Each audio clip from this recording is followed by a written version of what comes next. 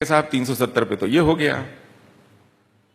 तो नेहरू सरदार पटेल जी से कहते हैं कि कांग्रेस की कार्य समिति में इसको पास करा लीजिए, क्योंकि अधिकांश संविधान सभा के सदस्य कांग्रेसी हैं, तो संविधान सभा में तो वो अपने आप पास हो जाएगा। कांग्रेस की कार्य समिति ने एक स्वर से इसका निषेध किया कि ऐसा संभव नहीं है। सरदार पटेल गृह मंत्री, उप प्रधानमंत्री थे। फिर से शेख रोते हुए नेहरू के पास जाते हैं और नेहरू विदेश यात्रा पर जाने से पहले गोपाल स्वामी अयंगार को तय करते हैं कि आप ये करवाएंगे संविधान सभा में, और पटेल से कहते हैं कि आप इसके लिए जो भी बंदोबस्त होना है कीजिए। अभी इस देश में चुनाव नहीं हुए हैं, अंतरिम सरकार है, संविधान बन रहा है और उस पर इस तरह के दबाव आ रहे हैं। इस नवनिर्मित सरकार में किसी तरह का टूट फूट ना हो, कोई मतभेद ना हो, उप प्रधानमंत्री पर प्रधानमंत्री के प्रति किसी शंका का आधार न बने। तो उन्होंने कहा ठीक है, आप पछताओगे लेकिन मैं करता हूं।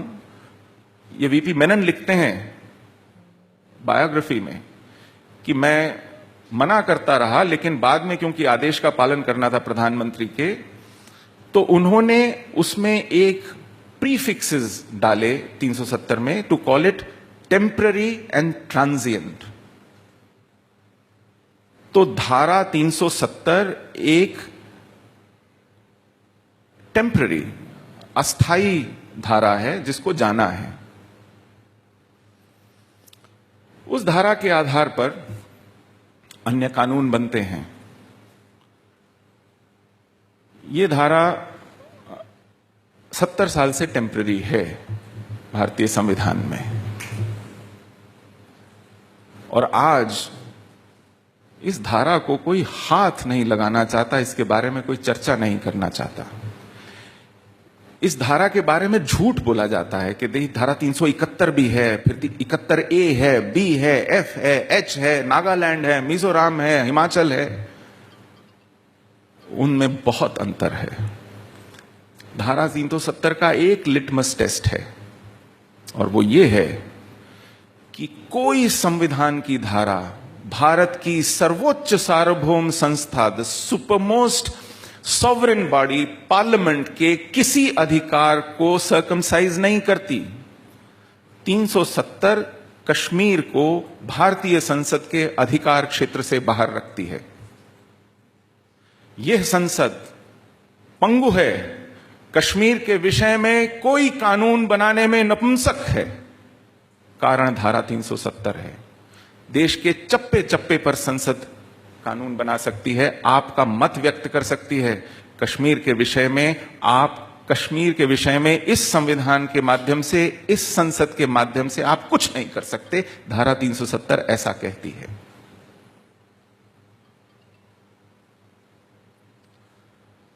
उसके बाद 35A आता है, जिसमें आप कश्मीर में परमानेंट सिटीजन्स की डेफिनेशन को परवर्ट करते हैं।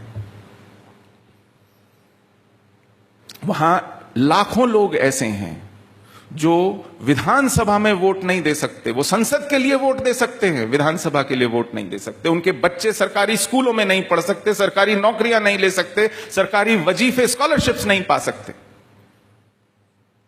कि धारा 370 और 35A ये तय करते हैं कि कश्मीर का नागरिक कौन है, भारत का नागरिक छोड़िए। तो इसके चलते क्या हुआ, आपने कश्मीर को एक डेमोक्रेटिक, सोशलिस्ट, सेक्युलर रिपब्लिक के अंदर एक ऑन्क्लेव की तरह, एक टापू की तरह, एक आइलैंड की तरह अलग तरीके से बनने दिया, जो किसी दृष्टि से सेक्युलर नहीं है। कश्मीर का एकमात्र ऐसा राज्य जिसका अपना संविधान है। मुझे मालूम नहीं आप लोग कितने लोग जानते होंगे, कश्मीर ने संविधान सभा बना के स्वयं को एक संविधान दिया जो 1956 में लागू हुआ। हमको लगता था कि 26 जनवरी से 1950 को जो हमने स्वयं को एक संविधान दिया है, 6 साल बाद एक नया संविधान आएगा तो उस पर कुछ इंप्रूवमेंट होगी। ये एक रिग्रेसिव डॉक्यूमेंट है। इसमें फंडामेंटल राइट्स का जिक्र नहीं है। भारत के संविधान की धारा 25 से 30 तक माइनॉरिटीज को ऐसी प्रिविलेजेस दी हैं जो मेजॉरिटी के पास नहीं है। कश्मीर के संविधान में माइनॉरिटी शब्द का जिक्र नहीं है। कश्मीर की घाटी की 99% जनसंख्या आज मेजॉरिटी नहीं माइनॉरिटी है, और हम जो सिंगल डिजिट में 3% हिंदू थे वो मेजॉरिटी थे कश्मीर के। ये परवर्जन है कश्मीर के कॉन्स्टिट्यूशन का।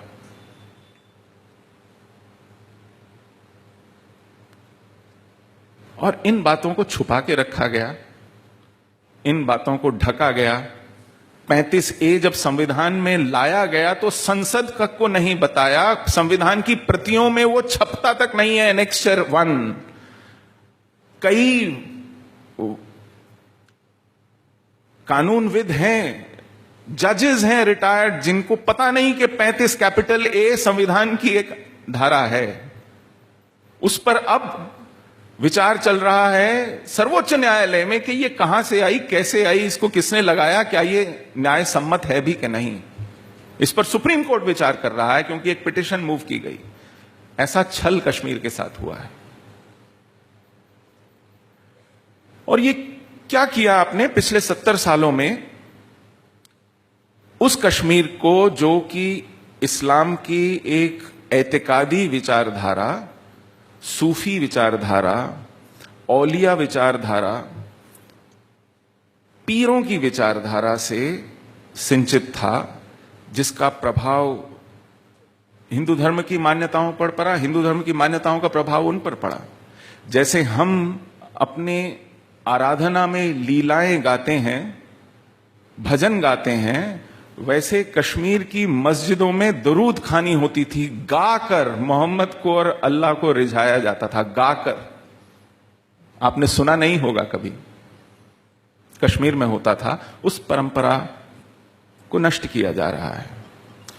पिछले 6 दशकों में वहां वहाबियत जमात इस्लामी की तरफ से इस तरह आरोपित हुई है कि लोग स्वयं या तो अपनी मस्जिदों को वहाबी मस्जिदों में बदल रहे हैं या नई मस्जिदें बना रहे हैं जो उससे बहुत ज्यादा भव्य हैं। बेशुमार पैसा आया है और एक नए तरीके की शिक्षा आई है।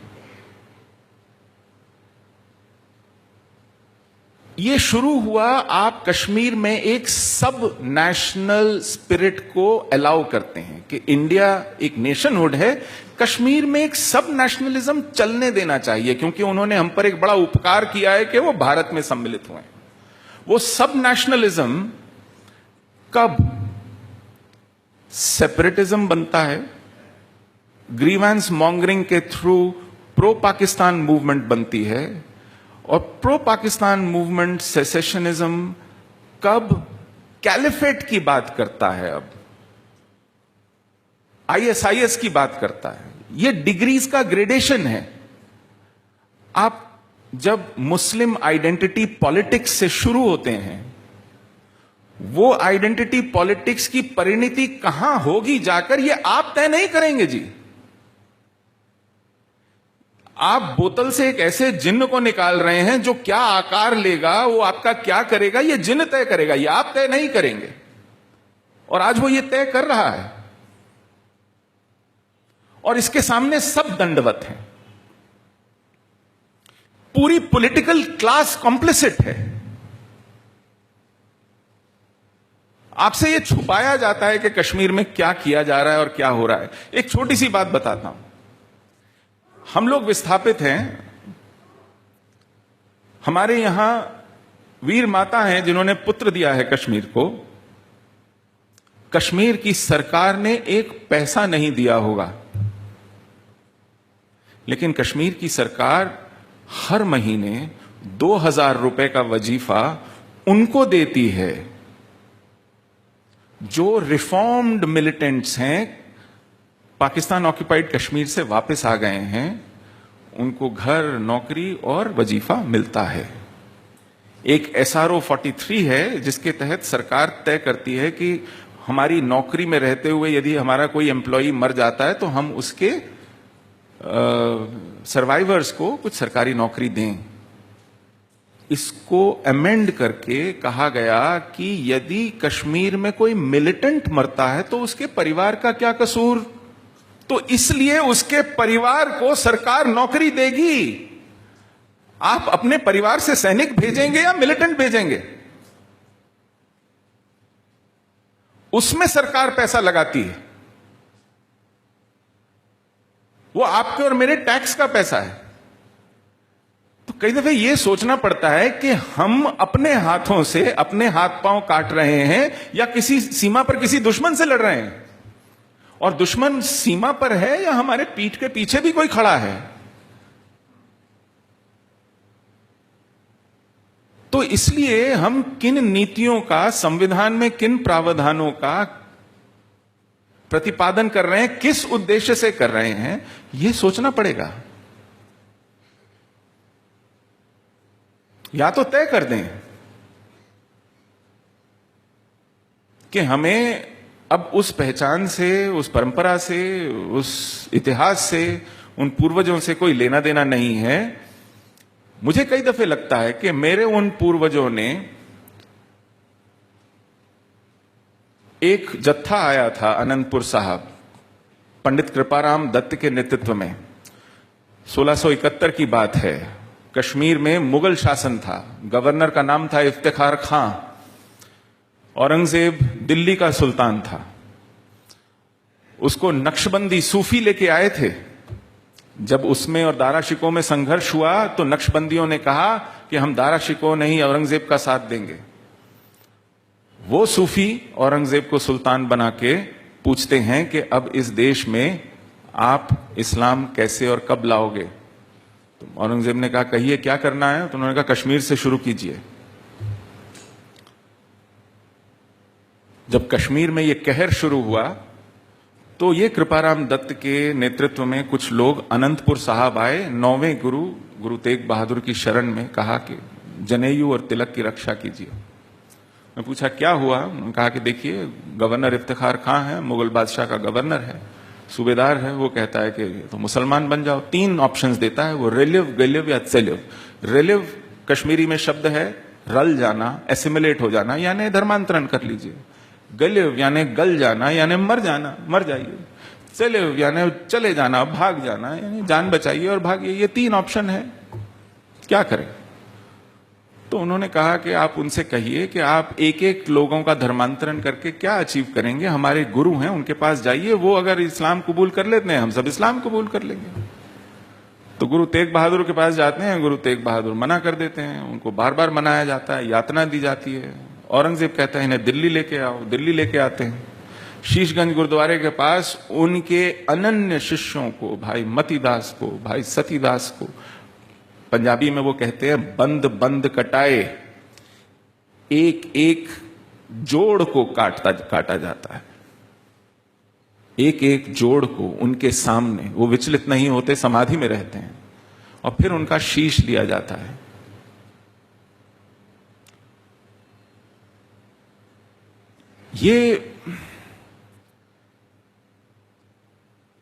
ये उनका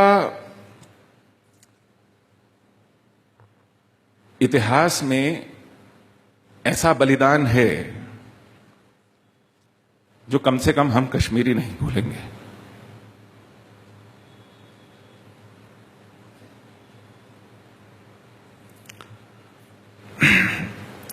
गुरु गोविंद सिंह ने यदि खालसा सजाए तो अपने पिता के इस बलिदान के कारण सजाए।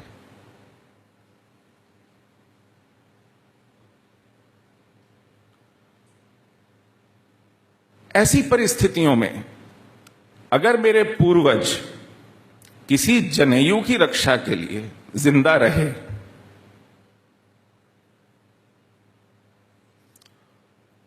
तो क्या हम ये सोचें कि पागल थे, पता नहीं किस परंपरा की रक्षा के लिए ये सब किया, बन जाते मुसलमान, भाग आते, कर लेते कुछ और। क्यों पांचांग लिखते हैं हम? अब 5093 साल का नया पांचांग लिखेंगे, फिर उस हिसाब से वर्ष प्रतिपदा मनाएंगे, शिवरात्रि मनाएंगे, विनायक चतुर्थी मनाएंगे। क्यों मनाएंगे? क्या रखा है इस झगड़े में? दे दो कश्मीर।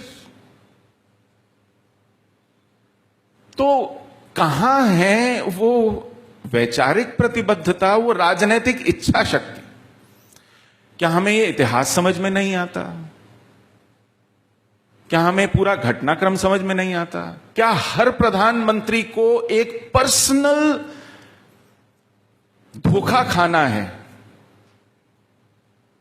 आज तक के जो धोखे खाए हैं वो पर्याप्त नहीं है क्या कि मैं जब तक खुद उंगलियां जलाकर न देख लूं कि तवा गरम पर हाथ रखने से क्या होता है, तब तक मैं वो सब नहीं करूंगा जो करने चाहिए? ये किस तरह का आग्रह है? आज कश्मीर में जो हो रहा है उसके 3 आयाम हैं। मैंने कल मित्रों के साथ बैठा था तो मैं ये बताना नहीं भूलता, मैं बार बार जितनी बार अवसर मिलेगा कहूंगा। एक आयाम है उन रेनेगेड ड्रॉप आउट लोफर्स का जिन्होंने बंदूक उठा ली है और वो आतंक के माध्यम से वहां एक जिहाद लड़ रहे हैं। खुली चुनौती है भारत को, भारत की सेना को, भारतीय अखंडता को। एक वो शक्ति है। एक दूसरी शक्ति है जिसका नाम है हुर्रियत, जो बहुत सी पार्टीज का एक फेडरेशन है। हुर्रियत एक शब्द है फारसी का जिसका अर्थ है फ्रीडम, स्वतंत्रता। तो उसका नाम है हुर्रियत कॉन्फ्रेंस। ये इन आतंकवादियों को एक आइडियोलॉजिकल कवर, एक रैशनलाइजेशन प्रदान करती है कि देखिए हमें फ्रीडम स्ट्रगल लड़नी है अपनी फ्रीडम की, और ये उसमें हमारी मदद कर रहे हैं। इन सबसे मैं एक प्रश्न पूछता हूं कि जब आप कहते हैं कि ये फ्रीडम स्ट्रगल है, तो आप किस फ्रीडम की बात करते हैं? हमें बताइए कि आपको कौन सी फ्रीडम उपलब्ध नहीं है। हम अपने कॉन्स्टिट्यूशन में वो फ्रीडम डाल लेंगे, आप और मैं दोनों एंजॉय करेंगे वो फ्रीडम। हमारा कॉन्स्टिट्यूशन तो लिबरल फ्रीडम्स के लिए दुनिया में टू अ फ्लॉ माना जाता है, कि मतलब इतना लिबरल और फ्री तो दुनिया का कोई संविधान नहीं। To a fault this constitution, and it has been amended 100 times, we can amend it. Tell us what is your demand. They don't spell that out. हम कहते हैं अच्छा ठीक है, आपको हमारा संविधान ही किसी भी दृष्टि से पसंद नहीं, आपके पास अपना संविधान है, आप उसमें अमेंड कीजिए। आपको क्या